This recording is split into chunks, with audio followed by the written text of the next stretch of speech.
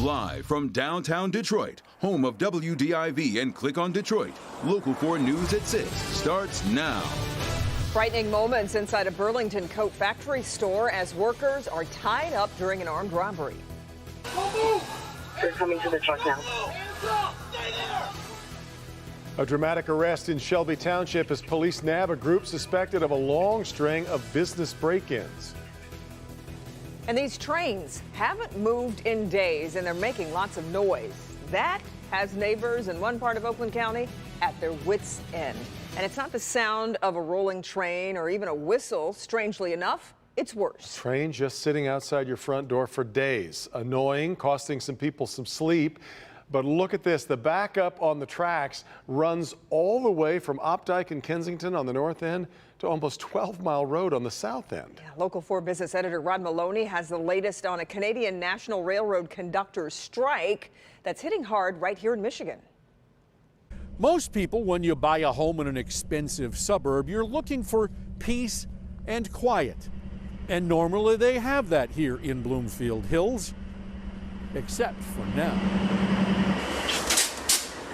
Just standing on Kensington Street, it's an alternating, deafening decibel deluge from loud to holy cow and back again every minute and a half.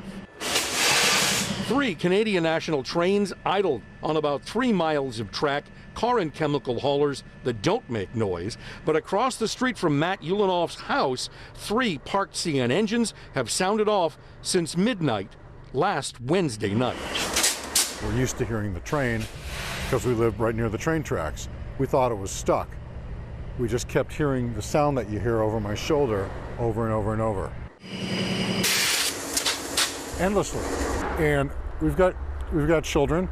It is disruptive, it's aggravating, and Rod, I gotta tell you, I think it's pretty unconscionable for a giant company like that to keep a piece of giant machinery parked in a quiet residential neighborhood. The railroad's telling local police they simply don't have anyone to drive the trains, and they're idling to keep the brakes working.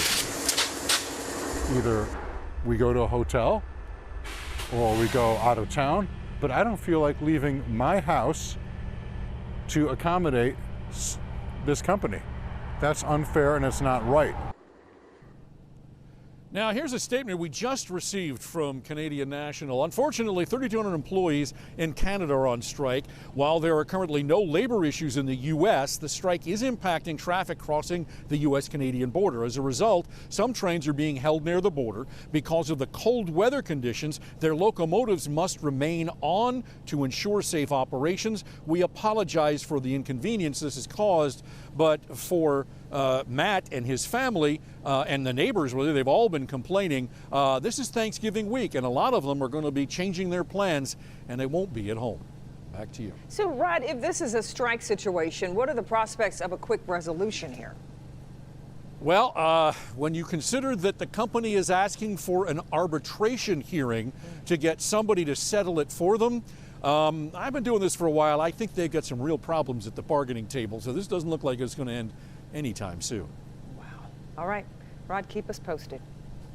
A police chase, a crash, and 4 suspects now in jail. Investigators hope it is the end of a string of smoke shop burglaries in Macomb County. For months, police have been trying to track down a crew hitting smoke shops in Macomb, Clinton Township, Sterling Heights, and Shelby Township. But as Nick Monticelli shows us, they were caught in the act in Shelby. On Westmore, he crashed out. This is how the string of smoke shop break-ins ended. A pursuit in Shelby Township putting this man behind bars as well as 3 others. It started, though, several months ago with smoke shop break-ins all across Macomb County. Same type of MO. The suspects what they do is they break into an adjoining business that's closed or empty.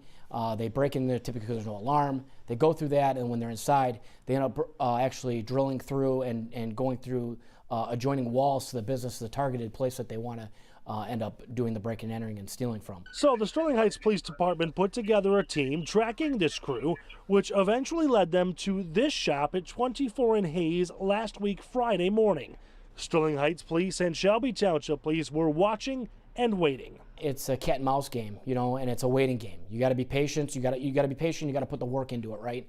And our officers absolutely did that. So immediately after the break-in, the thieves come out of Smokers Express and they jump into 3 different vehicles. 2 of them, they just get pulled over, no other problem. The third one, not so much. On Messmore, he crashed out. The chase ended near 21 in Van Dyke. Show me your hand! They're coming to the truck now.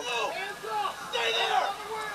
The suspect gave up in a few seconds with a car full of stolen goods. Now, all 4 suspects are in custody after months of investigation. It's so frustrating. A lot of times you even know the people that are involved, but you got to be able to show that. You got to be able to prove it. It's just an outstanding job by everyone, and we put some serious criminals back in jail. In Shelby Township, Nick Monticelli, Local 4. Nick, a man is hospitalized in critical condition tonight after police say bouncers at a Warren nightclub threw him out on his head. Victor Williams reports on how it all escalated and what investigators say is the latest in a long list of violations at Club Echelon. Well, it is going to be a rough recovery for the victim in this particular situation. We spoke to the commissioner of the Warren Police Department.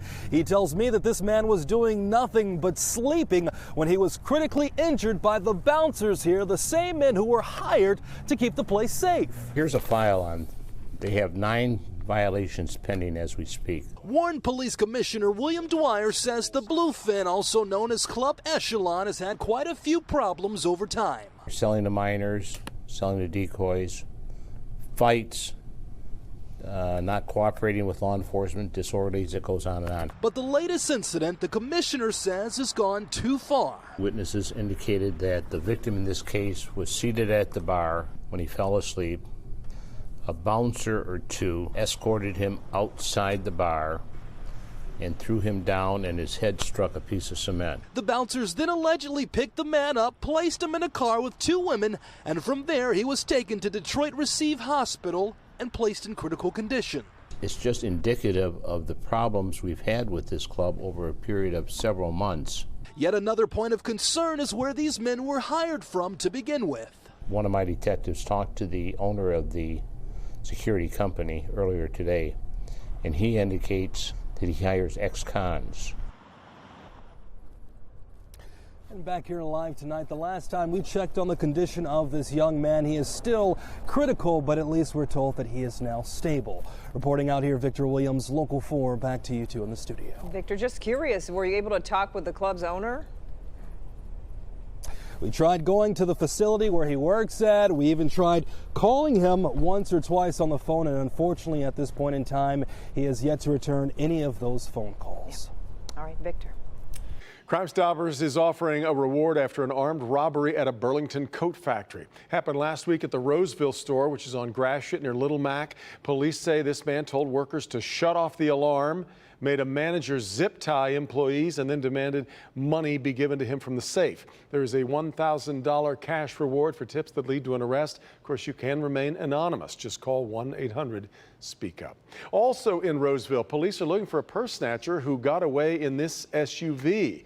It happened last week at the Meijer on 13 Mile and Little Mac. We're told a man robbed a 71-year-old woman as she was putting groceries in her car, grabbed her purse. The woman tried to stop him but fell. Other shoppers then tried to help out, with one person trying but failing to block with the person's car.